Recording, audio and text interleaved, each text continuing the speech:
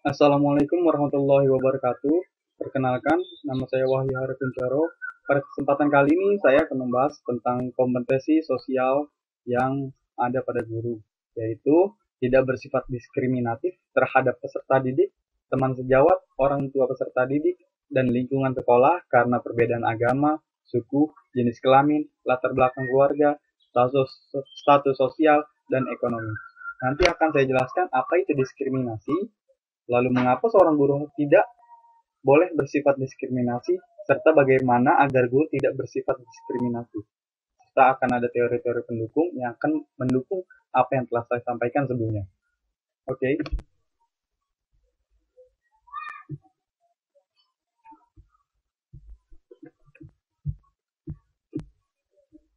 Ya, pembahasan pertama yaitu apa itu diskriminasi.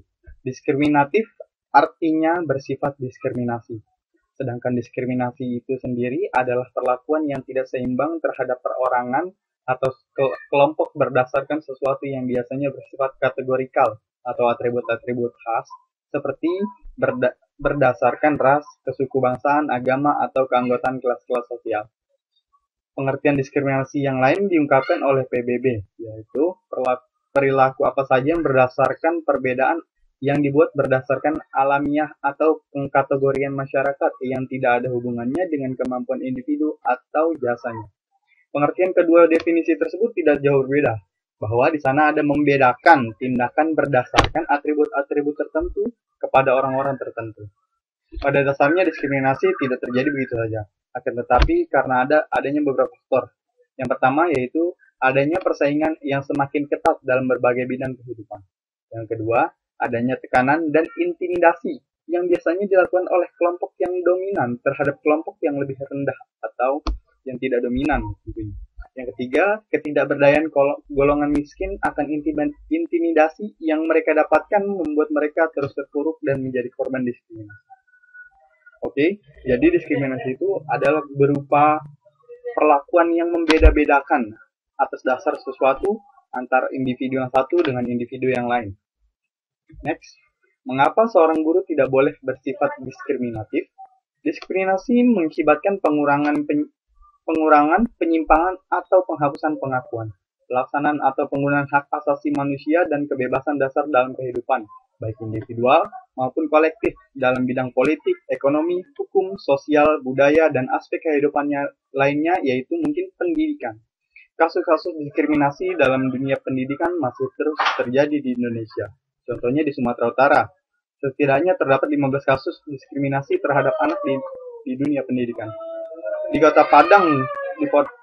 Padang misalnya, ada anak yang ditolak mendaftar sekolah menengah kejuruan karena cacat kakinya. Padahal ketika dites masuk, si calon siswa tersebut mendapat nilai yang cukup tinggi dan kecacatannya tidak mengganggu aktivitas belajar si anak.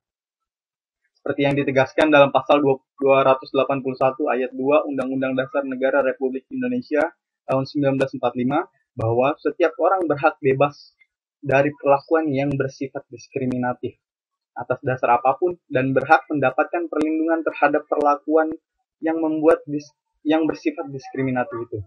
Sangat jelas sekali bahwa setiap orang mendapat perlindungan saat dia mendapat perlakuan diskriminatif.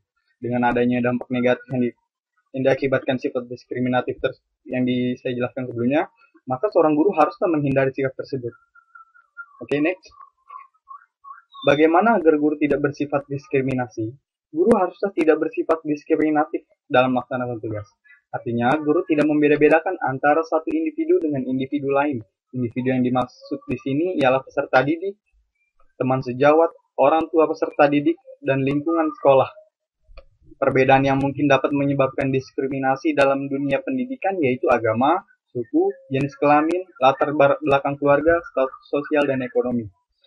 Menghindari sifat diskriminasi merupakan salah satu cara untuk tidak diskriminatif. Setiap guru harus mengedepankan sikap musyawarah sebab sikap ini cukup urgen dalam kehidupan modern. Sikap ini bertujuan untuk menciptakan rasa kesejajaran, persamaan, dan kebersamaan serta penghargaan kepada setiap individu.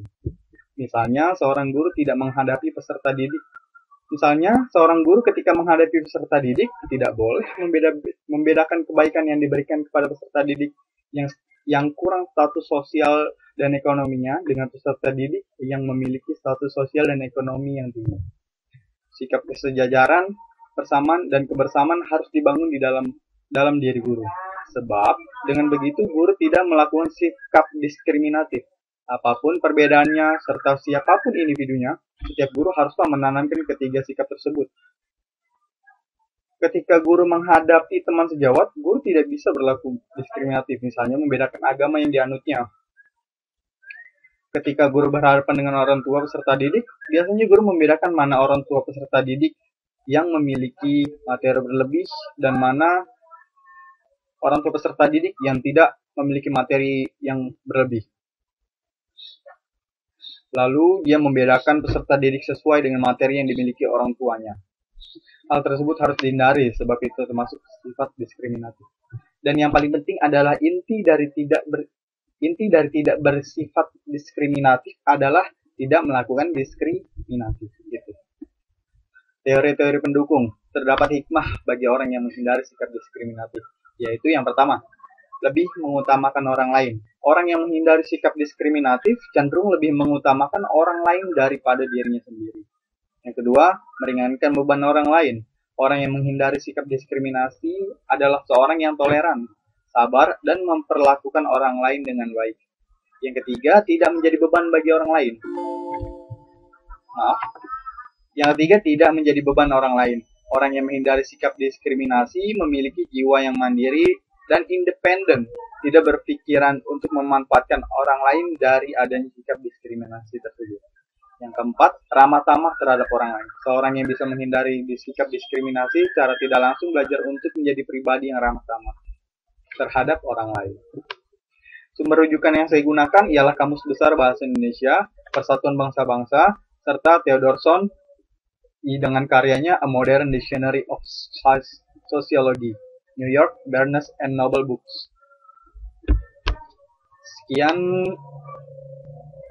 penjelasan dari saya mengenai guru yang tidak boleh bersifat diskriminatif. Kurang lebihnya mohon maaf. Assalamualaikum warahmatullahi wabarakatuh.